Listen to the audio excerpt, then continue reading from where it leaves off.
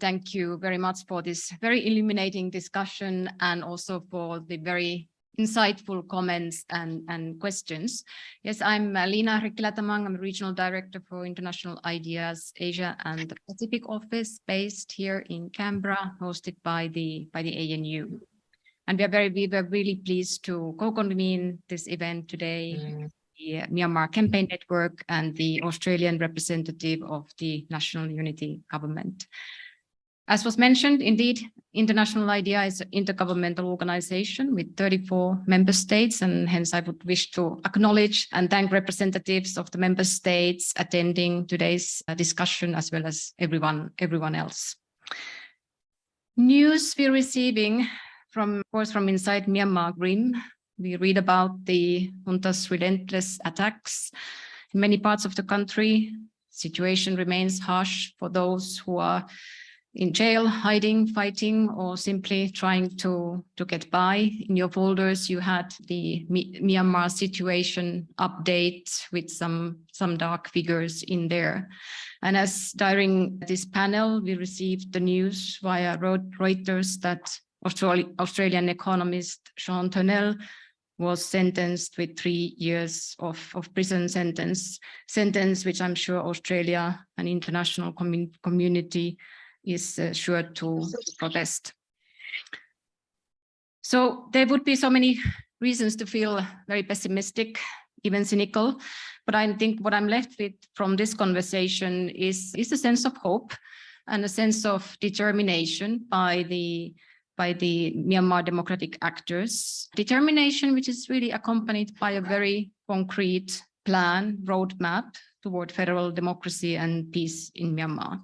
So my takeaway from this discussion is that the Federal Democracy Charter is indeed a historical document, providing to date the best opportunity to deal not only with the much needed constitutional changes in future constitution, but also with Myanmar's long-standing historical grievances between different groups and people.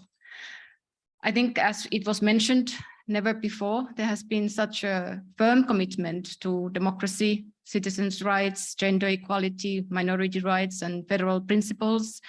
Marcus mentioned the women's group's successful lobby for minimum 30% of women's representation in the future political institutions. Minister U Tai Nu mentioned NUG's commitment to comply with international obligations on what it comes to solving Rohingya crisis. And at the same time, I think what is coming through is the recognition that FDC is only a start in a longer process toward final constitution. And no doubt many more discussions are needed and necessary as the situation evolves. And as for the next steps, and what we have been at IDEA also humbly advising, is that the interim institutions would widely disseminate the FDC and explain what it has to offer to people of Myanmar, make it known in different languages, in easy to understand, accessible manner, making use of social media to engage in discussions and debates with people on the ground. And as it was mentioned by many, the process needs to stay open. There are new emerging actors there, growing from below and wanting to have their voices and demands heard. And also that the citizens now must be reassured that the interim institutions have an actual strategy as well to achieve this goal, while striving to provide as many services as possible to the people in the interim period, as Minister Lian Sakhong was mentioning. And that is certainly not an easy task.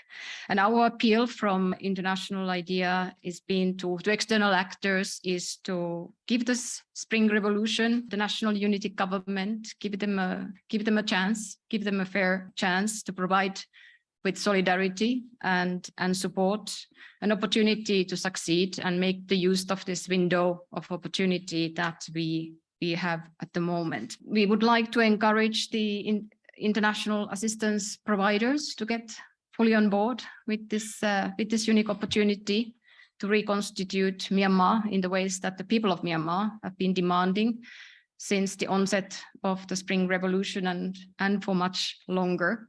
And now there is indeed a plan how to get there. And if there is to be a negotiated settlement as a way out, let those conditions to be determined by the legitimate Myanmar political actors and people.